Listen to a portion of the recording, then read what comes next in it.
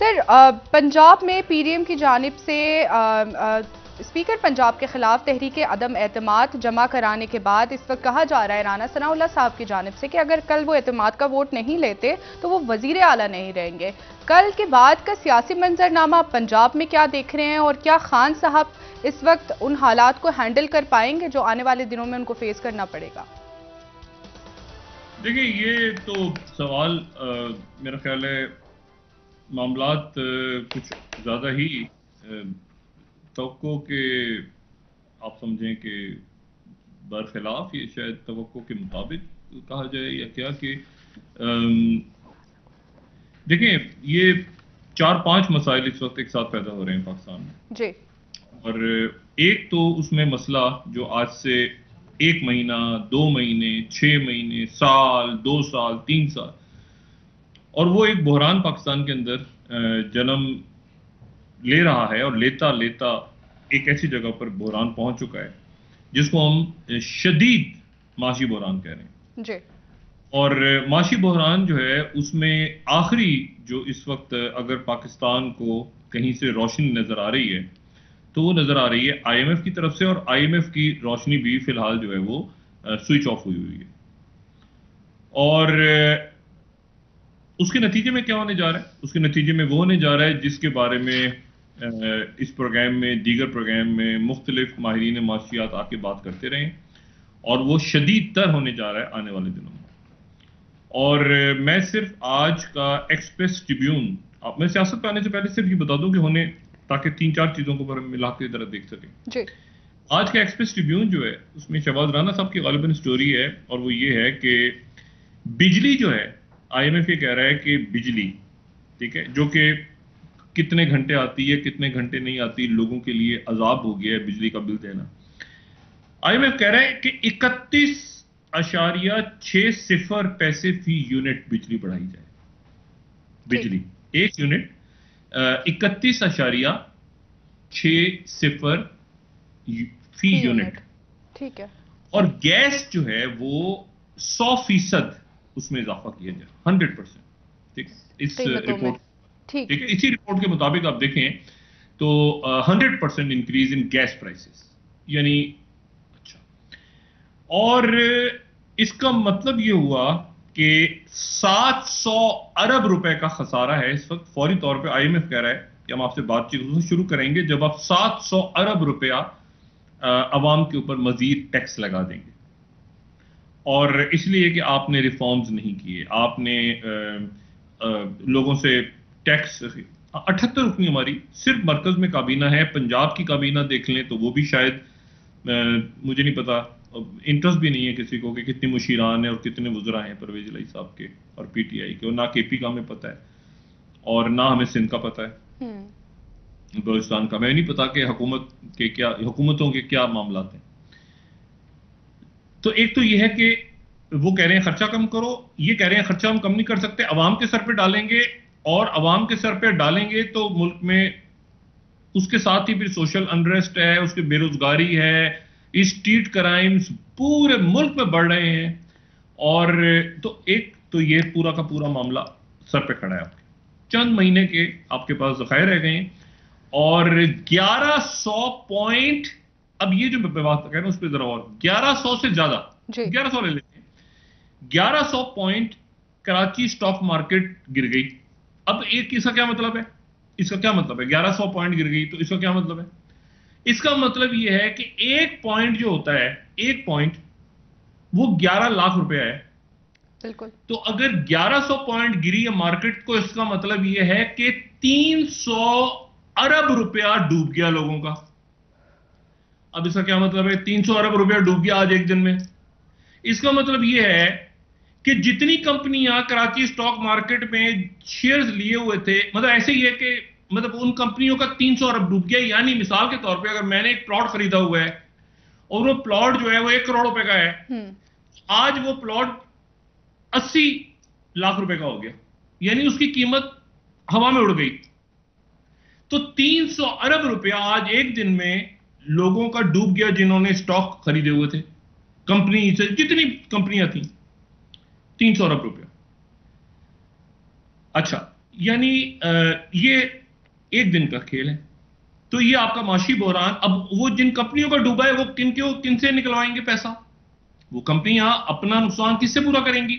आवाम से, पब्लिक से। बिल्कुल बिल्कुल। ये आईएमएफ भी बंद, एलसीज नहीं खुल रही, मईशत आपकी गिरती जा रही है, गिरती जा रही, गिरती। तो एक ये मामला, चंद हफ्तों के ज़खायर रह गए। अभी देखते हैं अगली फिगर क्या आती है। मेरा ख्याल है वो 600 अरब, सॉरी 6 अरब से भी शायद उसके आसपास ही है कहीं ज़खायर आपके कुल, क्योंकि खर्चा सारा उसी में से आप कर रहे हैं। उसके साथ दूसरा मामला पैदा हो गया है सिक्योरिटी का। ये वो सिक्योरिटी है जो कि बन्नू के अंदर, और बन्नू में हुआ गया है, जरा आप सुने कि आज तो सारे वो जो दहशतगर्द थे उनको मार के वो एसएसजी कमांडोज आए, ठीक है, और उसमें बाकी सिक्योरिटी फोर्स सब ने, उस सीडीडी का दफ्तर, उसमें एक दहशतगर्द से वो तफ्तीश कर रहे थे, और वो सीडीडी के जो ऑफिसर थे, और उन दहशतगर्द ने तफ्तीश करते करते ईंट उठाई और ईंट उठा के उसके सर पे मार दी, उस पुलिस जो सीडीडी के ऑफिसर थे, और सर पे मार के वो शहीद हो गए। और उसके बाद ये हुआ कि उस बंदे ने वो अपने बाकी साथी भी छुड़ा लिए सब, और वो होस्टेज बना के वहां पर मुतालबात वो करते रहे, मुज़ाकरात करते रहे कि हम मार देंगे लोगों को और हमें ये किया जाए और हमें उसके बाद महफूज रास्ता भी दिया जाए अफगानिस्तान को। लिस्ट पेश कर दी उन्होंने मुतालबात की। ये कुछ 2 दिन तक मामला चलता रहा। उसके बाद जब मुज़ाकरात फैसला हुआ कि नहीं होने, तो फौज आई, एसएसजी कमांडोज ने एक्शन किया, सबको मार दिया। लेकिन ये वाकया बन्नू में पेश आया जी। और मैं वजीरिस्तान की या पाक अफगान बॉर्डर की बात नहीं कर रहा, बन्नू जो बिल्कुल इस्लामाबाद से हम निकले तो चंद घंटों के फासले पे। तो सिक्योरिटी क्राइसिस पूरे मुल्क में जन्म ले रहा है 2 किस्म के, एक तो टेररिज्म सिक्योरिटी का, और एक ये जो स्ट्रीट क्राइम्स, पैसा नहीं है लोगों के पास, सोशल अनरेस्ट है। तीसरा मसला, तीसरा और चौथा एक अलग अलग हैं, सियासी यानी माशी बहरान, सिक्योरिटी बहरान। अब इसमें 2 बहरान ऐड करें, सियासी बहरान और आईनी बहरान, ये अलग अलग हैं। सियासी बहरान ये है कि मैं पीटीआई हूं, आप मुस्लिम लीग नून है, ये पीपल्स पार्टी है, ये सियासी है, ठीक है। लेकिन इसके साथ आईनी बहरान ये है कि आईनी बहरान ये कि एक मायरे कानून कह रहे हैं कि स्पीकर ऐसे करता है, दूसरा कहता है ये ऐसे करता है, तीसरा कहता है ऐसे करता है, ठीक है ना। यानी ये कॉन्स्टिट्यूशनल क्राइसिस भी है, पॉलिटिकल क्राइसिस में ऐड करें, ये 2 अलग चीजें, बिल्कुल अलग चीजें। यानी जब आप कहते हैं ना फैसला अदालतें करेंगी, फिर अदालत ने कर दिया, अदालत ने स्टे दे दिया, अदालत ने उठा लिया, तो एक्चुअली कॉन्स्टिट्यूशनल क्राइसिस भी है। अदालतें कैसे कर सकती हैं, अदालत के पास जाएंगे, तो कॉन्स्टिट्यूशन और मुख्तलिफ राय हैं। यानी बड़े बड़े जो आईनी माहिरीन है वो भी, उनमें भी डिवीजन हुई है।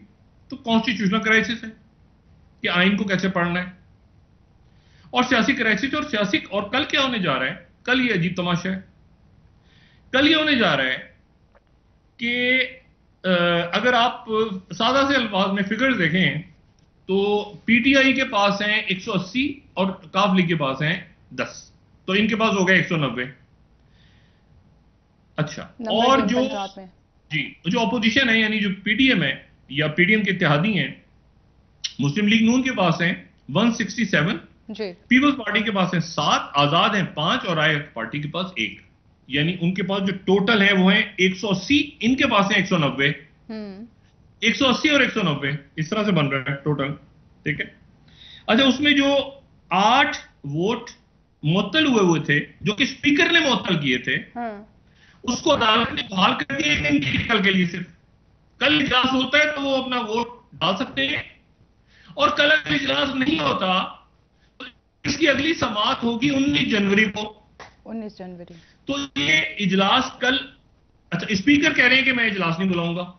स्पीकर ने इजलास मुअत्तल कर दिया। कब तक मुअत्तल कर दिए? जुम्मे के रोज तक, जिस तारीख को इमरान खान साहब ने बुलाया हुआ है, यानी कि जिस दिन असेंबलियां तोड़नी है। और पीडीएम यानी जो गवर्नर हैं वो और राना सनाउल्लाह साहब और वहां की हुकूमत जो है वो ये कह रही है कि हम जो हैं वो कल शाम 4 बजे, अगर इजलास नहीं हुआ तो गवर्नर एक और नोटिफिकेशन जारी करेगा जिसके मुताबिक परवेज इलाही वजीर आला नहीं रहेंगे, उनसे प्रोटोकॉल ले लिया जाएगा और उनसे उनको दफ्तर में घुसने नहीं दिया जाएगा।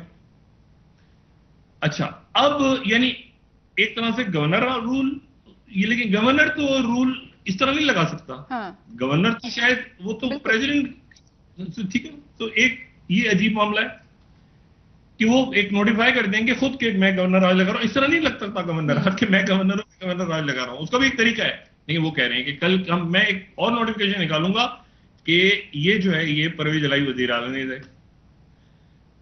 अब मुझे बताएं कल शाम को, इससे पहले हमें याद है वो असेंबली का इजलास, यानी या तो ये होगा कि पीटीएम ऑपोजिशन जाएगी, दरवाजे तोड़ देगी, असेंबली के अंदर घुस जाएगी, इजलास करेगी और इजलास में मुंतखब कर लेगी किसी को, या वो हमजा शहबाज होंगे या वो पीपल्स पार्टी का कैंडिडेट भी हो सकता है। जरदारी साहब का ही कहना है कि पीपल्स पार्टी को भी मतलब पीपल्स पार्टी ने सारा किया। अच्छा, अब उसमें जो पीटीआई और उनके इत्तेहादी हैं, अब ये मैटर नहीं रहा कि वो 5 उधर चले गए 6 उधर चले गए, मामला क्यों, मामला ये है कि कल इजलास होता है कि नहीं होता। अब यहां खड़ा हो गया सवाल आके, और परवेज इलाही साहब की अभी तक पोजीशन क्लियर नहीं है, लेकिन मोनस साहब जो है वो बिल्कुल क्लियर है। यानी अभी परवेज इलाही साहब तो इमरान खान से दोबारा मिलते नजर नहीं आए, उस इंटरव्यू के बाद शायद मिले भी हैं, शायद नहीं मिले हैं, गालिबन मुझे नहीं याद आ रहा, लेकिन 12 मोनस इलाही साहब मिल रहे हैं। और चौधरी शुजात साहब जो हैं वो पूरी कोशिश कर रहे हैं, लेकिन अब मैंने कहा ना वो ये साइड पे चली गई। असल जो चीज है वो ये है कि इसमें करोड़ों या ताकत का खेल है ना, इससे अवाम का क्या ताल्लुक है, मुझे ये बताएं कि इससे पब्लिक का क्या ताल्लुक, आम लोगों का क्या ताल्लुक है, जिनके सर पे, यानी उसका बच्चा बन जाए, किसी का बच्चा बन जाए, मेरे सर पे तो कोई, मुझे तो क्या फर्क पड़ेगा, किसी आम आदमी को क्या फर्क पड़ेगा, चस्के है ना ये तो। असल तो ये है कि बिजली का बिल कैसे देना है इस महीने के आखिर में, और असल मसला ये है कि जो 300 अरब रुपए आज डूब गया, कल कितना डूबेगा स्टॉक मार्केट में, जब ये पता ही नहीं होगा कि पंजाब, अच्छा पंजाब में अगर ये होता है मामला, इससे पहले तो मार्केट हुई थी असेंबली के अंदर, ठीक है, बॉडियां टूटी हुई, गिरे पड़े, तस्वीरें आ रही थी। अब कल क्या होगा मैं नहीं जानता।